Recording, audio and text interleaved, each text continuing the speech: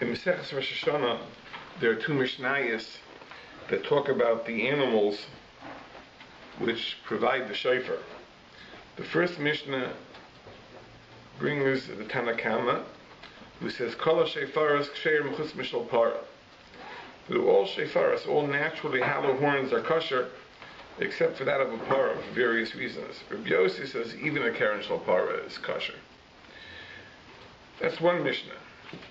The next Mishnah seems to place greater limitations on the Shofar. The Tanakama says, Shofar shel Rosh HaShana shel yoel pashut. That the Shofar of Rosh HaShana should be the straight horn of a certain type of goat, it seems, mountain goat. And Rabbi Yehuda argues and says, Rosh HaShana teikum shel scharim. That in Rosh Hashanah we blow bent ram's horns.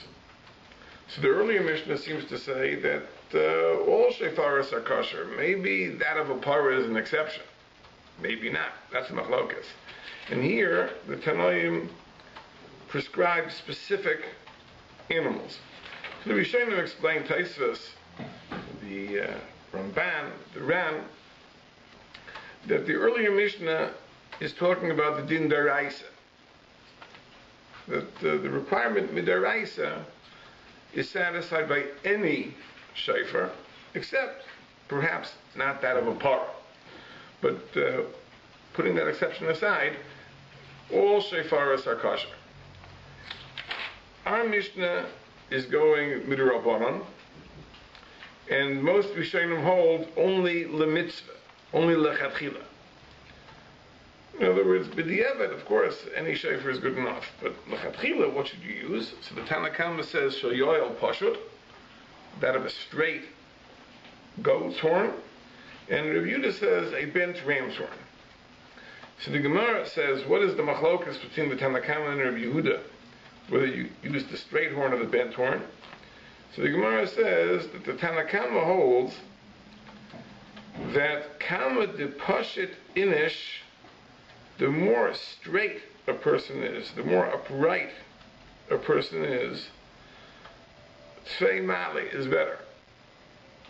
And Rabbi Yehuda says, Kama dekaya finished Daite Tzvei Mali, the more bent over a person is, the better.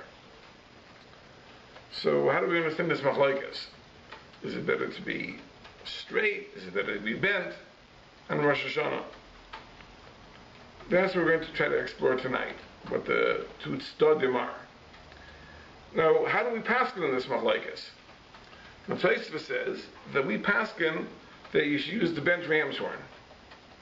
But it does not seem to be for the reason the Gemara gives. Tosfos quotes an earlier Gemara in the Masechta that says that we use the ram's horn in order to serve as a reminder for the Akedas Yitzchak. So the Gemara doesn't say that we use the ram's horn because since it's bent, Kama dekaya finished Tzvei Mali, the more bent over a person is, the better. There's a separate consideration that the ram's horn is a zeicher for the Akedas Yitzchak. So it seems that really on the machlokas Rabbanan and Rabbi Yehuda, whether it's better to be straight or better to be bent, on that we have no decision. There's no hachra. There's no psak. For a totally peripheral reason, there's an advantage using the ram's horn, because it's a zeicher for the Akedah. But that's the only reason why. Otherwise, on the fundamental issue, the Rabbi Yehuda and the Rabbanan are arguing about, there is no hachra, there is no psak. Apparently, both reasons have validity. Or it makes sense to say that it's better to be bent over, and it makes sense to say that it's better to be straight. So how do we understand this? I think we can understand it in two different ways, and I think it addresses an issue that we all are troubled by when Rosh HaShana comes, which is that we seem to be juggling contradictory emotions, contradictory feelings. Let's talk about it from one angle first. We know that the Avodas Hayom of Rosh HaShana is Kabbalas Oil Malchus Shemayim. That we accept upon ourselves HaKadosh Baruch Hu as our King. As the Gemara says, Amar HaKadosh Baruch Hu, Imru Lefanai Malchias Rosh HaShana. We say the Psukim of Malchias in Rosh HaShana, in order that you should accept me as your king. What are we meant to feel when we say the Psukim of Malchus? What is the emotion that we are meant to feel? Now, it's very interesting that there's a machlokes Tanoim exactly where the Psukim of Malchus should be said. It's a Mishnah later on in Masechus Rosh HaShana. Rabbi Eliezer Breitowitz says that the Psukim of Malchus should be incorporated into the bracha of Kedushas Hashem. The third bracha, Ata Kadosh, we should blend the Psukim of Malchus into Kedushas Hashem. We don't pass them that way. We pass them like Rabbi Akiva, that we say the Psukim of Malchus in the bracha of Kedushas Hayoim, in the fourth bracha of the Musaf. The bracha Atov ve-chatima, so in that we incorporate the the Psukim of Malchus.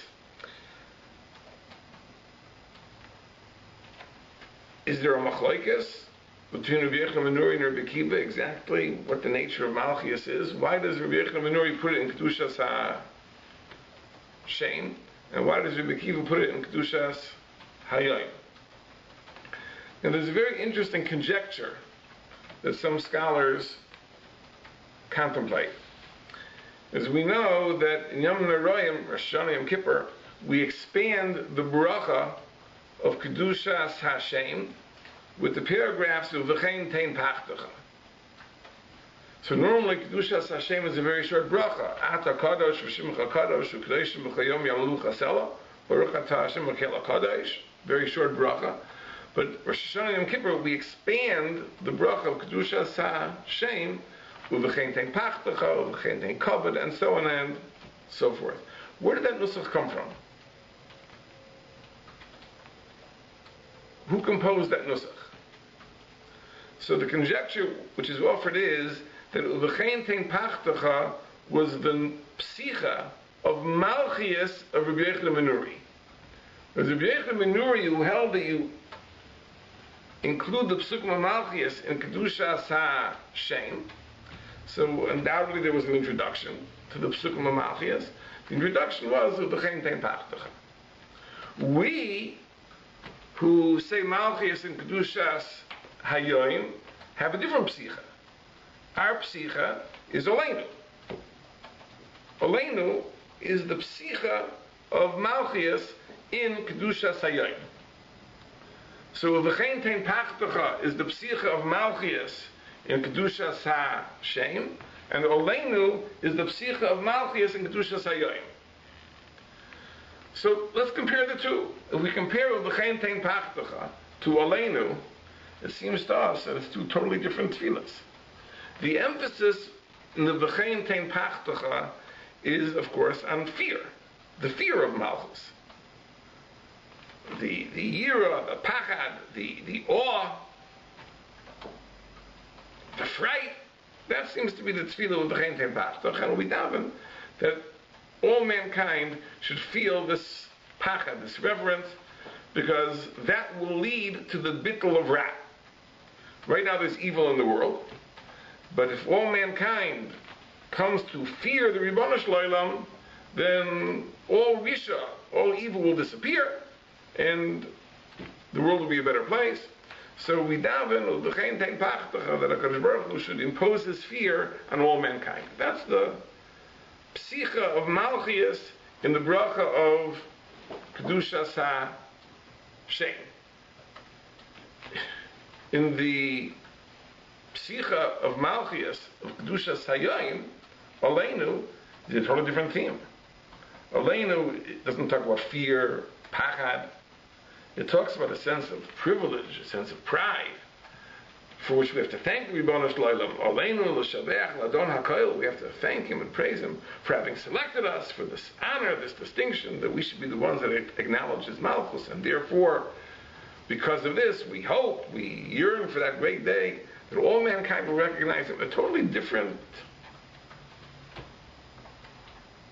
aspect. See, this really explains the fundamental issue of where Malchus belongs. You see, according to Rabbi Akiva, The whole theme of Malchias is the pride and the joy to be the Ribono Shel Olam subject. And we have to thank HaKadosh Baruch Hu for that. And therefore it has to be part of a bracha which is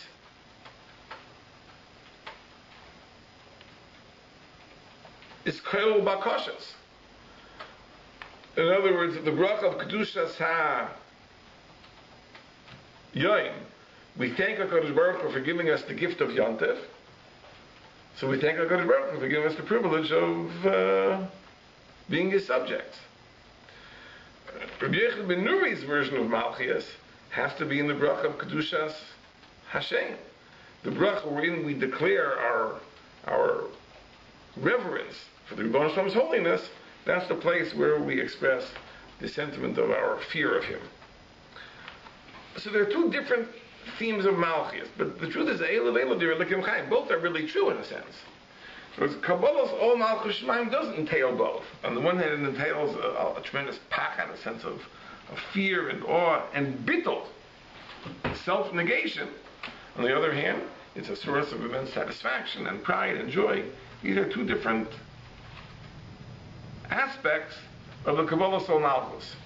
Let me just dwell on these two aspects. First is the idea of bittul, self-negation. Whereas if a person is meant to makabel all malchus shemayim, that means that the person sets aside his own priorities, his own interests, his own preferences. The only thing that counts is the ratzon of the king. Now, one would have thought that's really impossible. A person can choose to serve the king. He can act in certain ways toward the king. But can a person really, in his mind, surrender his own preferences? Because we would always think that Kabbalah's Ol Malchus Shemayim could involve, in a sense, playing under protest. But I'm doing this. I have to do this. The Melech commands me to do this. I understand he's the boss. He's in charge. But on the back burner of my mind, I really want to do something else. I really prefer something else. That's not enough. In other words, Kabbalah's Ol Malchus Shemayim means not only I do what the Melech wants, but I want what the Melech wants. Now, footness is a very interesting thing as an aside, a fantastic thing. There's a pasuk, one of the pasukim we say in Malchias, Ki Lashem HaMelucha U'Moshel L'Goyim. That the Ribono Shel Olam is the Melech, and he is the Moshel over Goyim, over nations. So it says first he's the Melech, and then it says he's the Moshel. What is the difference? So the Goyim in Mishlei explains the following way, in the end of Perich of Zayin.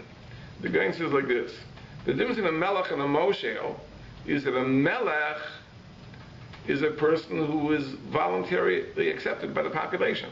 The population accepts him as their king. So he's called a Melech. Som Tosim Olach a Melech. The Jews are commanded to place upon themselves a king. A king whose authority is voluntarily accepted is called a Melech. A Moshel is a person who imposes his dominion through conquest, through force. It's called a Moshel. So the pasuk means like this, says the Goyim. It means Ki Lashem Hamlucha, over Klal Yisrael, Hashem is a Melech, because we accept His Malchus willingly. Malchus b'ratzon kiblu aleihem. But over the nations, He's only a Moshel, because the nations resist. The nations don't want HaKadosh Baruch Hu's authority. The Rav Hutner writes in the Pachad Yitzchak that although this is, the guy says it's true, it's much deeper than that. You see, the fundamental difference in a Melech and a Moshel, says Rav Hutner, is not really the difference that the guy says. It's a much more fundamental difference. The difference in a Melech and a Moshel is that the term Melech only applies when like rules over like. If an unlike being exerts authority over an unlike being, you'd call that a Moshel, not a Melech. So, for example, the Gemara says in Chagiga, the Melech shebechayis ari. The lion is the king of wild beasts. So why is he called the Melech? Because the lion is a wild beast, the others are wild beasts, so he's called a melech. He's a melech over the beasts. Melech bebehemoths, sure. The king of domesticated animals is the bull. Why is that? Because again, you have domesticated animals, other domesticated animals, sheep, goats, etc. So the bull is the melech. Melech sheba'ifas nesher. Right? The king of the birds is the eagle. Because it's birds ruling over birds, so the eagle is the king. But it doesn't say then that the Adam molech the kulan. It doesn't say that man is the king over the animals. It says in that Gemara that the Adam is mizga'eh aleihem. He's asserts his pride over them. It doesn't say he's the melech. Because you would never call a human being a melech over animals. Because it's unlike. A shur is a king over domesticated animals. A lion is a king over wild beasts. A nesher is a king over birds. But an adam is not a king over animals. So in what sense is the Kadosh Baruch Hu a king over human beings? B'chara, there's nothing more unlike Ribbono Shel Olam. Because a human being is made b'tzelem Elokim. So when we say that Hashem is the melech over mankind, it is like over like. Just like a shur is the king over the domesticated animals and the nesher is the king over the birds, HaKadosh Baruch Hu can be called the king over human beings because human beings are b'tzelem Elokim. But what does that mean? What is the aspect of Tzelem Elokim? What makes a person a Tzelem Elokim? What makes a person the likeness of Ribbono Shel Olam? It's his intelligence, his rationality. So, therefore, a footnote says like this. If the human beings consent to the Ribbono Shel Olam's being king, so the Ribbono Shel Olam is the king over that aspect of the human being which makes him like the Ribbono Shel Olam, then you can call the Ribbono Shel Olam a melech. Because it's like over like. But if you have a human being who doesn't voluntarily accept the Kadosh Baruch Hu's malchus, he only goes through the motions, but in his mind he resists. So what is the Ribbono Shel Olam king over? The animal part of the human being. You can't call him a melech. It's not like over like. It's the Ribbono Shel Olam having authority over an animal. You only can call it a moshel. So the difference between melech and moshel, that a voluntary malchus is called melech and an involuntary malchus is called moshel, is true. But the understanding of it is much deeper. But al kolpanim, this is the idea. The idea is that Kabbalah's Ol Malchus Shemayim requires a level of self-negation, not only that I don't do what I want, and I do what the melech wants, but I want what the melech wants. It's a total hisbatlus, a total self-negation to the ratzon of the king. But on the other hand, that self-negation gives meaning to my life. I am a participant in something which is greater than myself, something more important than myself, infinitely more important than myself. It gives me satisfaction, it gives me pride, it gives me happiness. So how are we meant to feel in Rosh HaShana? Are we meant to feel batel, a total hachna, a total humility, a total self-negation vis-a-vis the Ribbono Shel Olam, that we are nothing? Or on the other hand, do we feel fulfilled and dignified and accomplished? The answer is both.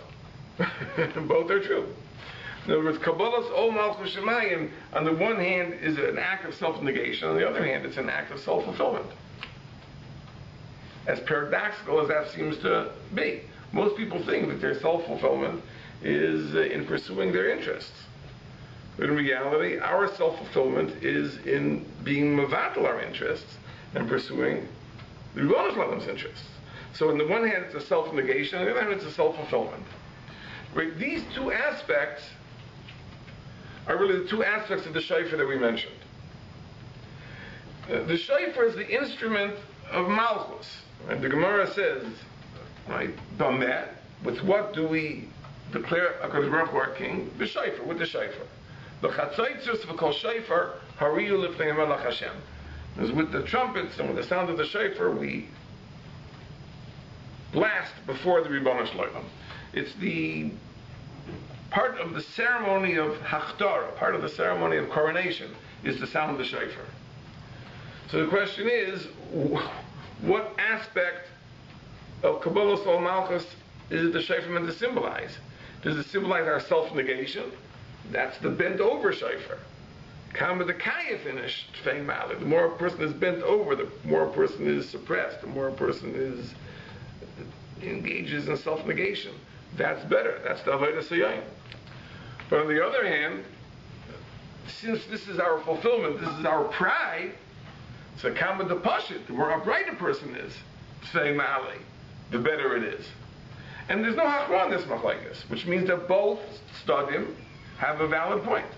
Why do we use bent ram horns generally? Because there's another consideration when it's maska de akeda. But on this fundamental issue, whether a person should act as if he's bent over or should act as if he's standing tall, that there's no hachra, because both are emes, both are true. And the shofar really symbolizes both. It symbolizes the self-negation, the bittul. It also symbolizes the joy and the pride. Some Sfarim say that's the difference between the trua and the tkiyah. That the trua is a wailing sound, a crying sound. Whenever we have to suppress our own desires, tears may accompany that. The tkiyah is a sound of joy and confidence. So it may be that the two sounds of the shofar, the two tsuras of the shofar, but it all corresponds to these two different aspects of what Kabbalas Ol Malchus Shemayim is. Is it the Kabbalas Ol Malchus Shemayim of ve-chatima pachtacha, the fear, the trembling, the awe, or is it the Kabbalas Ol Malchus Shemayim of aleinu l'shabeach, where we see this as our ultimate fulfillment, our ultimate pride, that we are the servants of the Ribono Shel Olam. So that could be one aspect of this machlekes. I think that this ambivalence, or this contradictory approach, finds a place in other aspects of Rosh HaShana. We know, of course, Rosh HaShana is the Yom Hadin, it's the Day of Judgment. So how do we feel about being judged? So on the one hand, there's a tremendous pachad, there's an eimas hadin, there's a tremendous fear of judgment.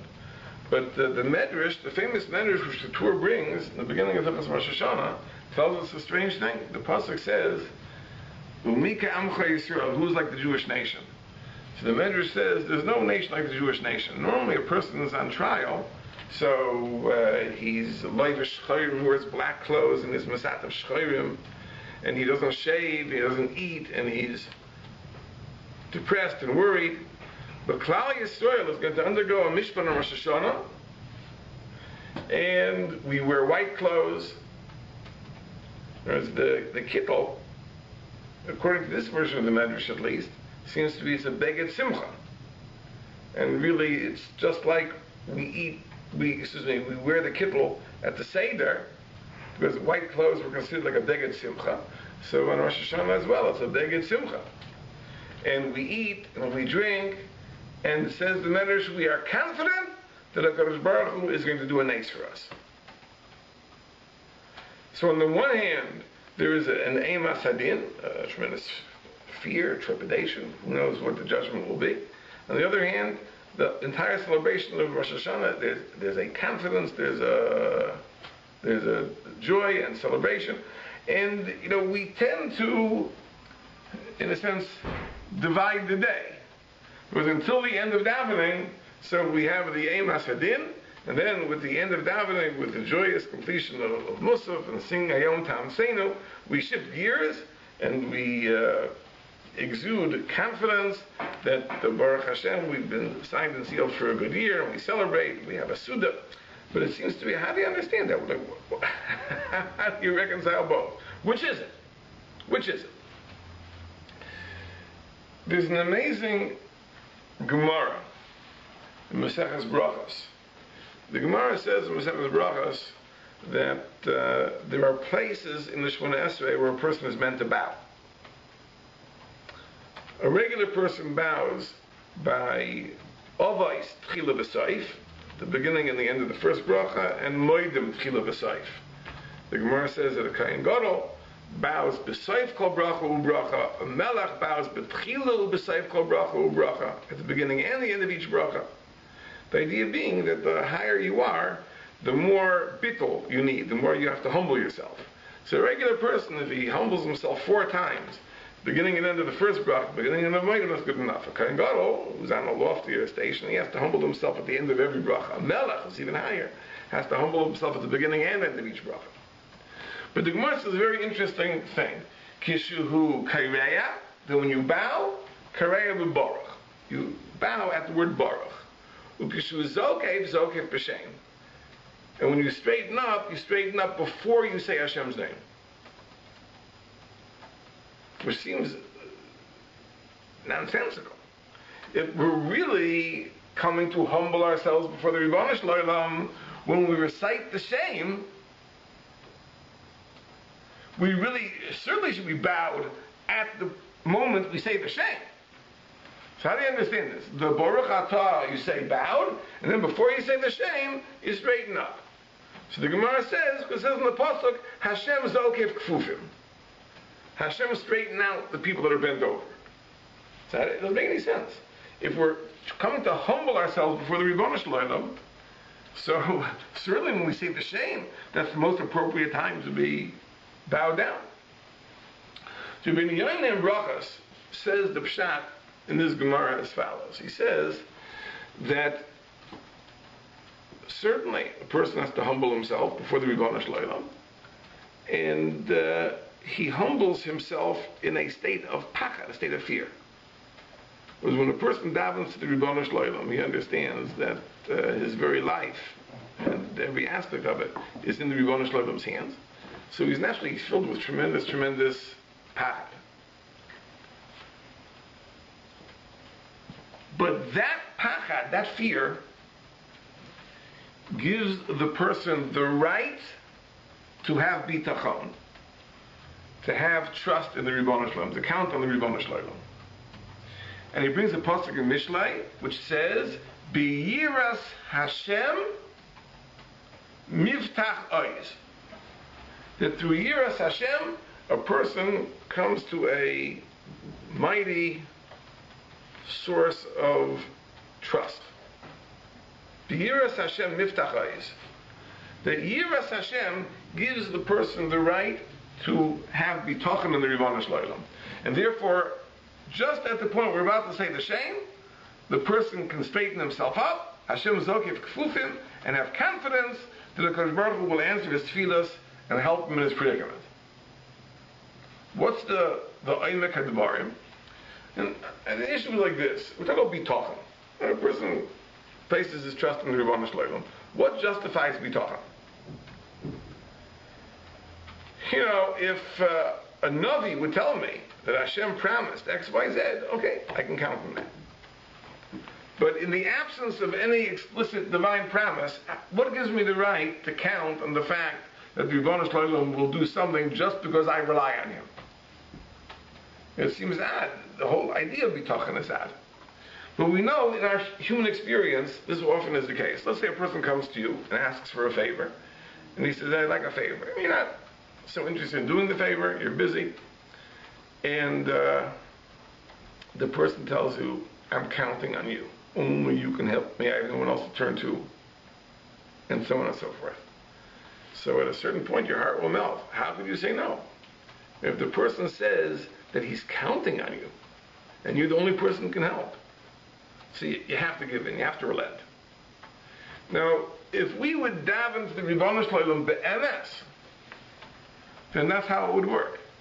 If we come to the Ribono Shel Olam and say, Ribono Shel Olam, we are dependent on you, we need you, we have no one else to turn to, help us. If we said those words be'emes, the Baruch Hu's heart would also melt. How can I not help you? He's counting on me. The only problem is, do we really say it with emes? When we say it, we go through the motions. We say the words. It's printed in the siddur, so we say the words.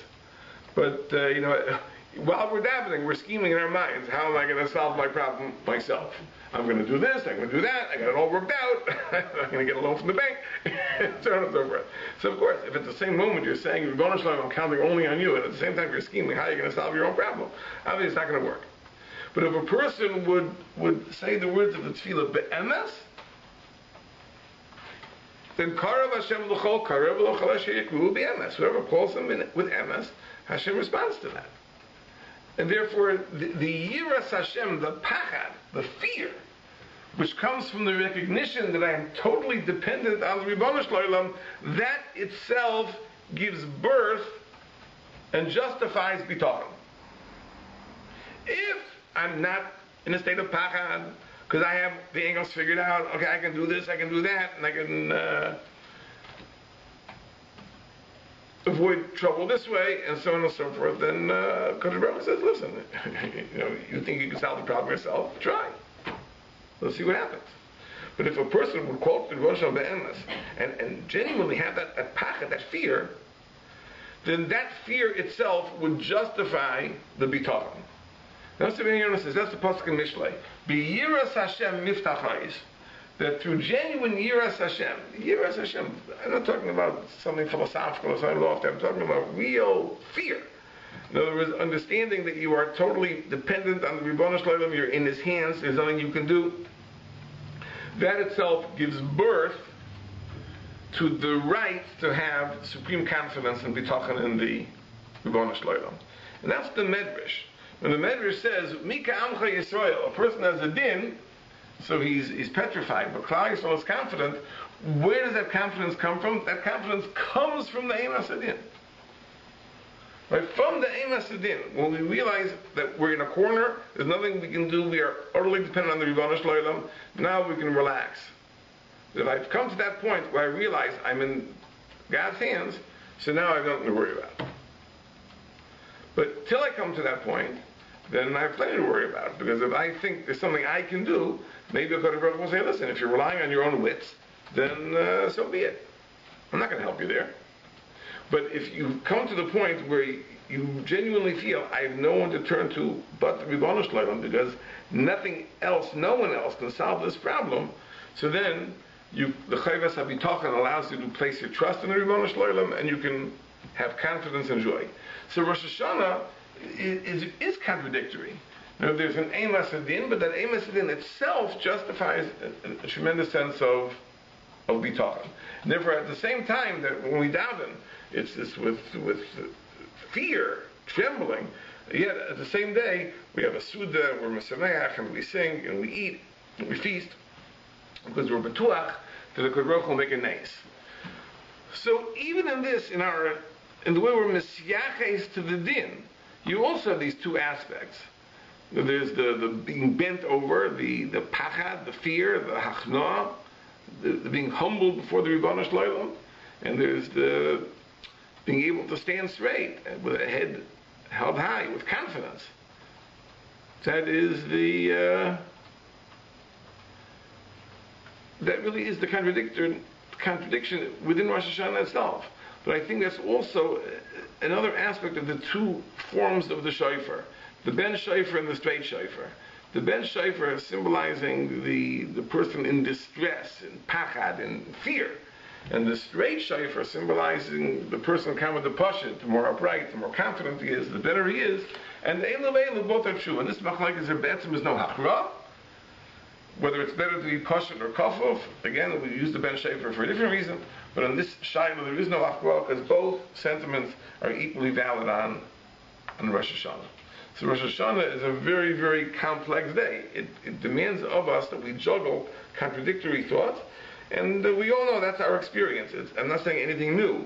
I'm just trying to explain that it's not a question of either or. It isn't that we got something wrong, but rather it's because precisely that's the way it is meant to be.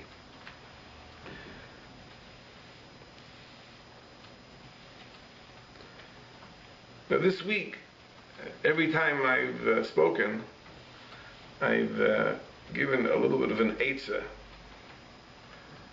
a bit of advice to be Zeicha B'Din. Over 2 different shurim, I think it was a total of 4 different bits of advice. But there's another bit of advice, we'll call it a fifth, that I'll mention tonight, and it really comes from everything that we said.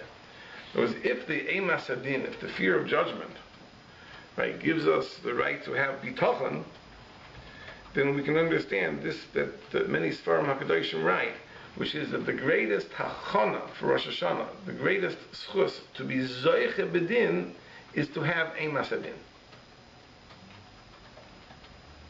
In other words, the mere fact that we are fearful of the judgment, that itself is a tremendous schus to be zoiche bedin. So, as unpleasant as it is to think fearful thoughts, but thinking about the possible consequences of the din, creating a sense of fear, that itself is a schus to be zoiche bedin. It's not hard to do. You know, we tend to forget what the past year has been like. But if a person would reminisce and think back, think of the tragedies, think of the misfortunes, think of the illnesses, think of the funerals we attended over the year, or think of the financial stresses we've experienced, think of the people that have had so many problems, and understanding that all that was determined last Rosh HaShana. If you think about that for a moment, you realize that there's a lot on the line. And if there isn't enough local distress to create a sense of fear, all you have to do is look across the ocean and contemplate Eretz Yisrael, and you see problems that are so complex and so unsolvable. And today there is such isolation because all our old friends have seemed to abandon us, and even the enemies with whom we had cool, if not warm relationships, have given way. Once upon a time, Egypt was considered a safe neighbor. Jordan was considered a safe neighbor. Syria was considered so-so, right? But now everything is in a state of flux and upheaval. There's a lot to be scared about. So, but that Eimas Adin, that pachad, that fear itself, right, is the schus. As I state in Sfarim, the Lefi Dereinu, we can understand why that is because the recognition that our problems are truly only solvable by the Ribono Shel Olam means that when we approach HaKadosh Baruch Hu in prayer, what we are telling him is that we are relying on you. We are counting on you. There is nothing we can do, nothing that the armies can do, nothing that the diplomats can do. There is nothing. Our success is dependent on you totally. That sense of dependence creates the right to have bitachon. We can have confidence. When we beseech the Ribono Shel Olam be'emes, coming from a stance of helplessness, then the bitachon becomes genuine and viable. And therefore, that's an eitzah tova to be zeicha bedin is to have the pachad. The pachad itself can give us a sense of bitachon. If we're relying on the Ribono Shel Olam, then we can count on him. So it's another eitzah to be zeicha bedin. Everyone should have a ksiva ve-chatima tova, be written the Sifra Shel Tzadikim Gemurim, for a year of health and happiness and hatzlacha b'chol ha'inyanim and shalom al Yisrael.